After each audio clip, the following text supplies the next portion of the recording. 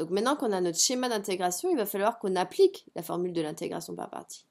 Avec un gros panneau danger. Pourquoi? Parce que ici, il y avait un demi. Et souvent, il disparaît. Vous l'oubliez. Donc pensez à utiliser de la couleur, de trouver une technique pour ne jamais l'oublier. Donc on va repartir égal. Tout de suite, je l'écris. Et tout de suite, on ouvre une grande parenthèse. Sinon, ça aussi, ça va être faux. Puisque ici, j'avais que l'intégrale, mais là, j'ai une différence. J'ai deux bouts. Donc si je ne mets pas la parenthèse, forcément, il va y avoir un souci en tant que facteur. Lui, il est facteur de tout ça, des deux, pas que d'un. Et donc, on applique la formule. Crochet. On me dit la formule de l'intégration par partie. Premier élément, U, V. C'est-à-dire ces deux éléments ici. Donc, on va avoir T fois, donc le sinus, pris entre 0 et pi, moins l'intégrale entre 0 et pi de quoi? De U' fois V. C'est-à-dire, en fait, ces éléments U' fois V.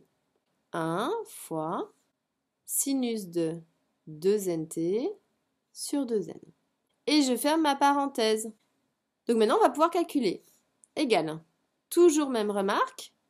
Attention à ce fameux 1/2, ne pas l'oublier. Facteur de quoi? Donc ici, on va devoir faire image de la borne supérieure moins image de la borne inférieure. Donc image en pi.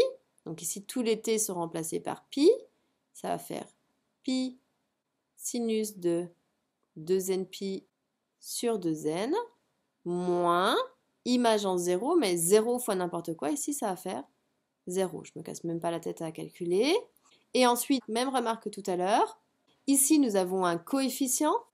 1 fois, donc ça va faire cet élément ici. Et on a le coefficient ici qui est au dénominateur, le 2n. Donc c'est-à-dire que constante fois une fonction, si je fais la primitive, je laisse ma constante. Donc elle peut passer devant. Ça va faire, attention, ça ne va pas faire 2n. Parce qu'ici, il est au dénominateur. Donc ça va faire 1 sur 2n fois l'intégrale. Et je ferme ma parenthèse, puisqu'il y a toujours ce coefficient 1/2. Égal, donc 1/2, facteur de quoi? Donc on va devoir, dans un premier temps, calculer ce sinus de 2npi. Toujours cercle. 2npi, donc ce sont pour des valeurs de n, alors j'ai oublié de le préciser, ici n c'est un antinaturel pour que ça marche, puisque ici à chaque fois on va diviser par n, donc il faut vraiment que n soit non nul. Donc première valeur de n, c'est n égale 1. Donc ça va faire pour les valeurs de 2npi, 2pi pour n égale 2, 4pi pour n égale 3, 6pi, etc. etc. C'est-à-dire que sur mon cercle trigonométrique, je suis ici. Ça, ce sont toutes les valeurs de 2npi, multiple de 2pi, et 2pi, on sait qu'il est ici. Donc si je veux son sin, c'est une projection sur l'axe vertical ici. Donc c'est-à-dire son sinus, il vaudra 0. Donc en fait, tout ça, ça disparaît. Donc il va rester cet élément ici, donc moins 1 sur 2n, facteur de la primitive de ça. Crochet, primitive d'un sin, donc on en est arrivé ici, hop, je suis un sin, je suis ici, primitive, je monte d'un quart de tour, donc hop, j'arrive ici à moins cos. Même remarque avant, ici ça ne va pas marcher, puisque si je dérive juste cosinus de 2nt, il y a un 2n qui va sortir, donc on n'oublie pas qu'on va diviser par 2n, pris entre 0 et pi. Égal. Alors je vais avoir un nouveau coefficient, on va le calculer, puisqu'on va chercher à regrouper ça avec ça. Donc plus par moins, ça fait moins 1 fois 1, 1, et 2 fois 2n, 4n. Facteur de, quand même, tout ça.